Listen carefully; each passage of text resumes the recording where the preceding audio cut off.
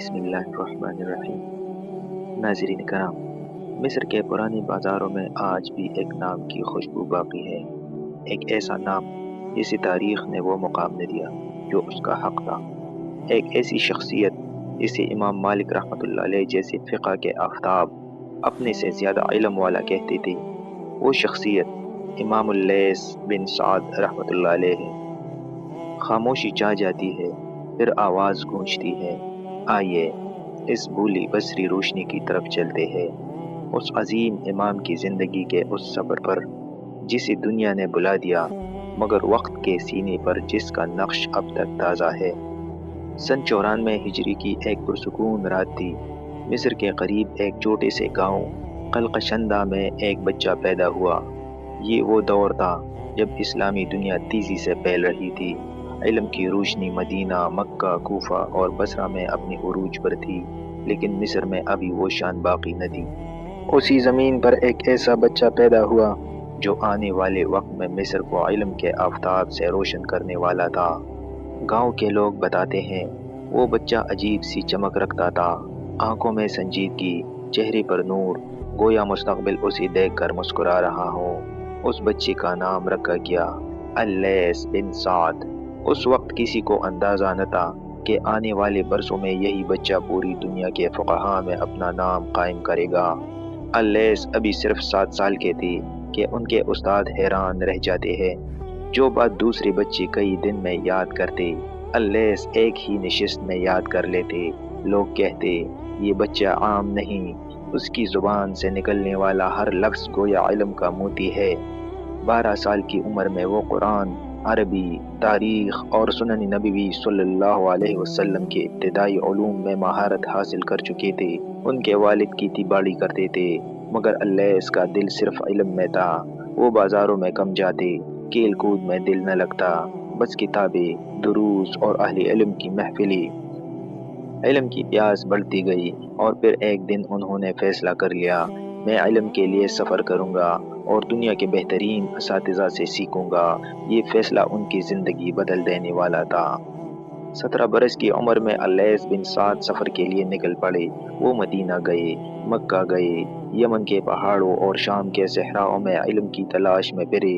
हर जगह लोग हैरान होते कि मिस्र का ये नौजवान क्या ही अक़ल, क्या ही याददाश्त और क्या ही अदब रखता है। उन्होंने जिन असातिज़ा से इल्म लिया वो उस दौर के सितारे थे। उनमें इमाम इब्न शहाब अज़-ज़ुहरी रहमतुल्लाह अलैह, नाफ़िअ शागिर्द इब्न उमर रज़ी अल्लाह तआला अन्हु, अय्यूब सख्तियानी रहमतुल्लाह अलैह, यहया बिन सईद अंसारी रहमतुल्लाह अलैह, मक्का, मदीना और शाम के बड़े मुहद्दिसीन। उन्हें हर जगह इज़्ज़त मिली। उसी सफ़र में उनकी मुलाकात उसी ज़माने के एक और अजीम इमाम से हुई, इमाम मालिक बिन अनस रहमतुल्लाह अलैह। दोनों की दोस्ती ऐसी बनी कि तारीख़ आज तक मिसाल देती है। इमाम मालिक रहमतुल्लाह अलैह अक्सर लोगों से कहा करते थे, अल-लैस वो शख्स है जिसके जैसा फ़क़ीह मैंने कम देखा। कई साल के तवील सफ़र के बाद अल-लैस मिस्र लौटे, लेकिन अब वो नौजवान नहीं थे जो चंद किताबों के लिए घर से निकले थे। अब वो मिस्र के सबसे बड़े आलिम, सबसे मजबूत हाफिज़ा रखने वाले मुहद्दिस और सबसे गहरी समझ रखने वाले फ़क़ीह बन चुके थे।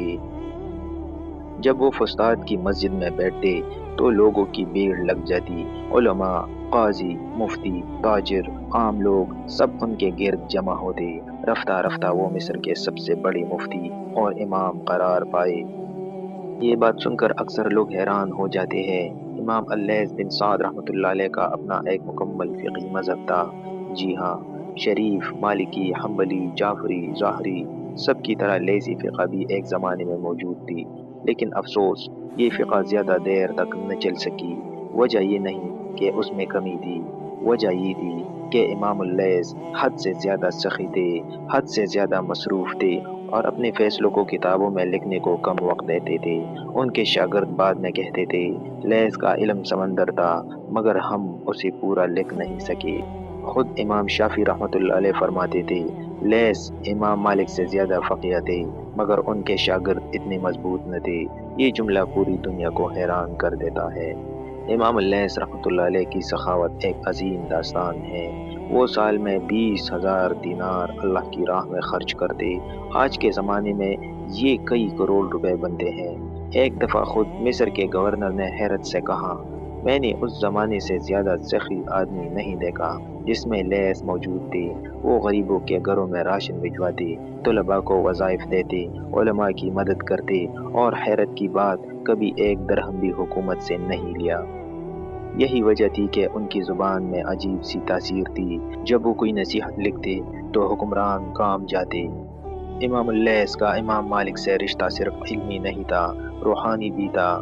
جب بھی اللیث امام مالک کو خط لکھتے، ساتھ تحفے، کھجورے، شہد، کپڑے اور زکوٰۃ بھی بیچتے تاکہ مدینہ کے مسکینوں کا فائدہ ہو۔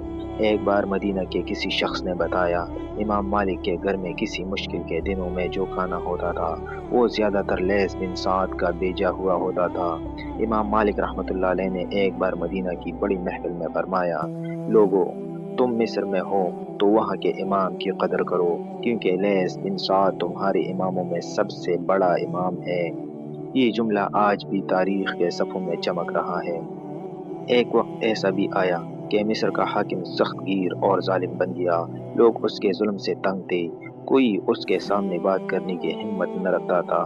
اسی وقت امام اللیث آگے بڑھتے ہیں، ایک خط لکھتے ہیں۔ خط میں نہ کوئی سخت لفظ، نہ کوئی گستاخی، بس چند سچی مگر دل ہلا دینے والی نصیحتیں۔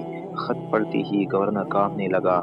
اسی وقت بہت سے ظالمانہ فیصلے واپس لیے گئے۔